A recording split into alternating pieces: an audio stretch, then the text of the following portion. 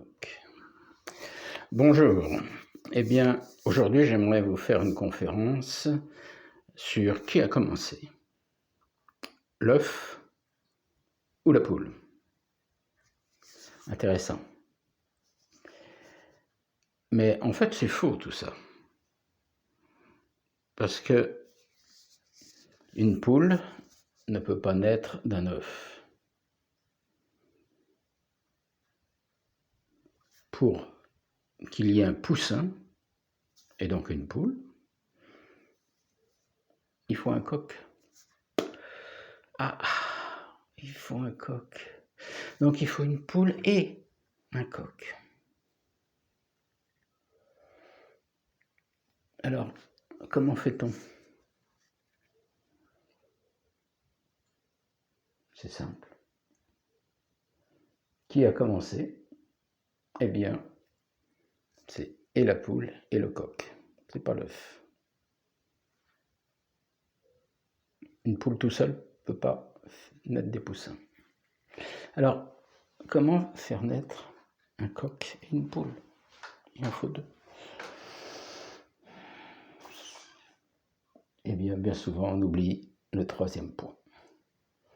C'est-à-dire, si on met tout simplement la poule et l'œuf, eh bien, on tourne en rond.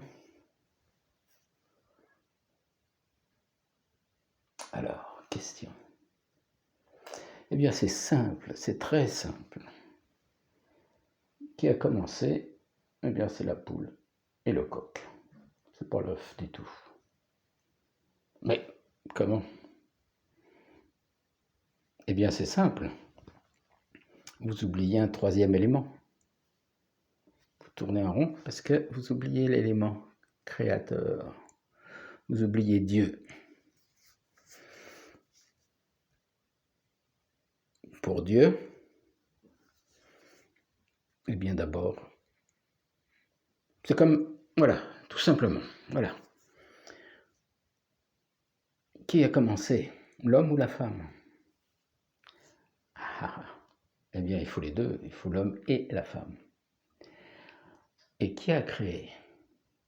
Il a fallu créer un homme et il a fallu créer une femme. Et pour ça, ils ne viennent pas d'un œuf.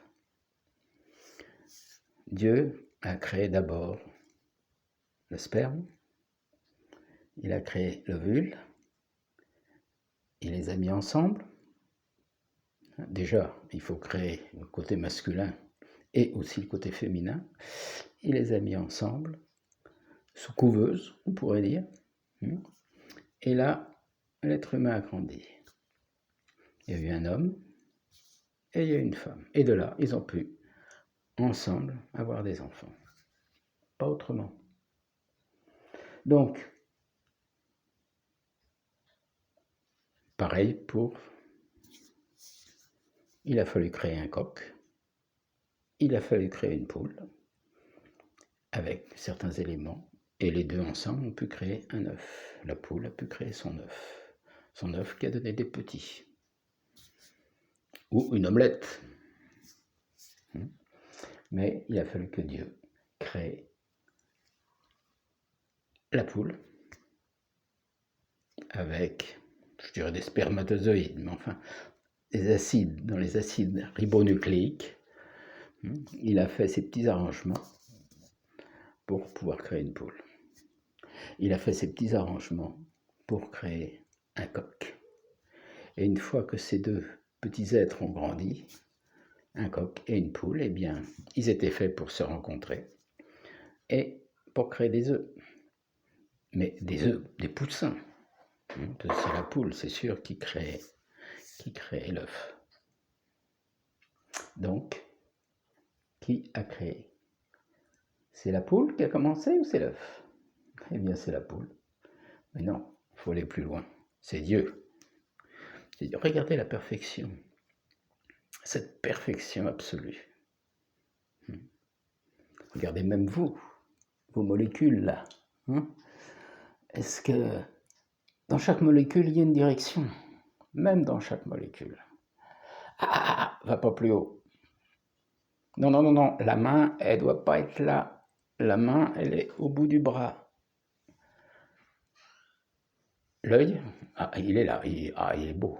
Il est beau l'œil. Hein.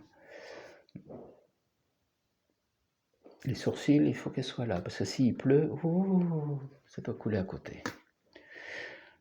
Et puis l'homme, dans le futur, il va y avoir du soleil. Donc on va mettre un peu d'eau là. Au niveau du sang, il va se blesser. Ah, voilà, tout le sang va travailler pour guérir, cicatriser cette plaie. Et là-dedans. Et là-dedans. Vous pensez que c'est juste pouf, comme ça? Non.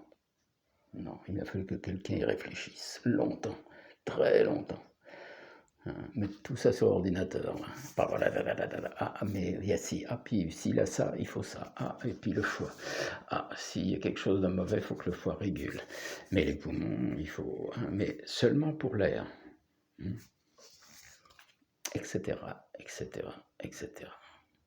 Donc si on est un scientifique, eh bien c'est simple. C'est simple. On ne peut que croire en l'existence d'un être supérieur qui nous a créés. Évident.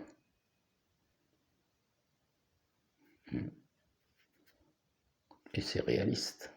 Très réaliste. Au contraire. C'est pas des... Donc dans une prochaine conférence, on va parler de qui est Dieu. Quelle est sa personnalité? Pourquoi il nous a créés? À tout effet, il y a une cause. À tout effet, il y a une cause. C'est tout simple. Donc voilà cette mini-conférence. Qui est arrivé en premier? L'œuf ou la poule? Maintenant, vous avez la réponse. Donc, merci.